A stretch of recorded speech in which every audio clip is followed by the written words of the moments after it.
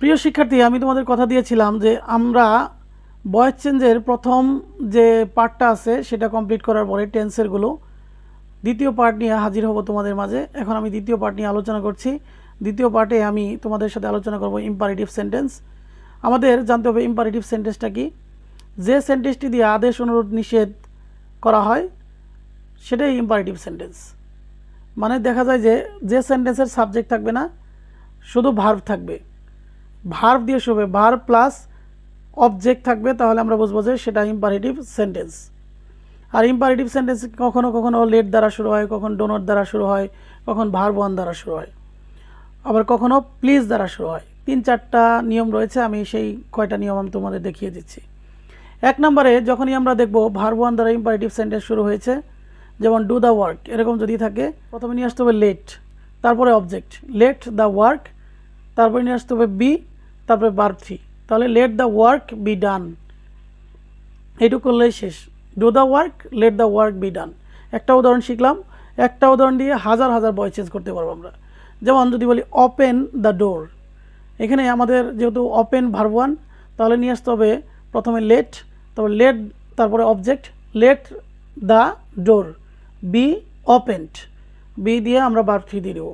এভাবে কিন্তু যে কোনো ধরনের ভার্ব ওয়ান থাকলে আমরা ভয়েস চেঞ্জ করতে পারবো। তারপরে যদি দেখা যায় ভার্ব ওয়ানের পরে নট থাকে, তাহলে আমরা লেট নট দিব, একই রুলস। যেমন do not open the door, তখন আমরা দিব যে let not the door be opened.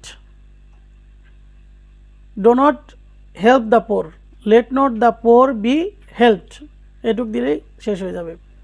তারপর অনেক সময় দেখা যায় যে ভার্ব ওয়ানের পরে অবজেক্ট থাকে, ব্যক্তিবাচক অবজেক্ট থাকে, তারপরে বস্তুবাচক অবজেক্ট থাকে। প্রথমে আমরা লেট নিয়ে আসবো, তারপর বস্তুবাচক অবজেক্ট নিয়ে আসবো, তারপরে বি দিয়ে ভার্ব 3 দিয়ে বাই প্লাস কি সাবজেক্টের অবজেক্ট দিব, যেটা ভার্বের পরে থাকবে, ভার্ব ওয়ানের পরে। যেমন যদি বলা হয় গিভ মি এ পেন, এখানে মি একটি অবজেক্ট রয়েছে, এ পেন একটি অবজেক্ট রয়েছে, তাহলে এটা যদি আমরা ভয়েস চেঞ্জ করি তাহলে হবে let a pen be given by me or for me.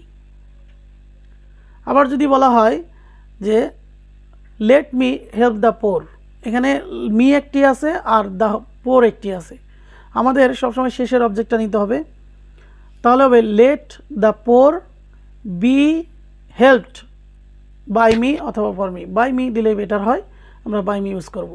তো এভাবে কিন্তু আমরা প্যাসিভ ভয়েস করতে পারি ইম্পারেটিভ সেন্টেন্সের। আমি ইতিমধ্যে কিন্তু 3টা প্যাসিভ ভয়েস করে ফেলছি। এরপর তোমাদের যদি কোথাও দেখো যে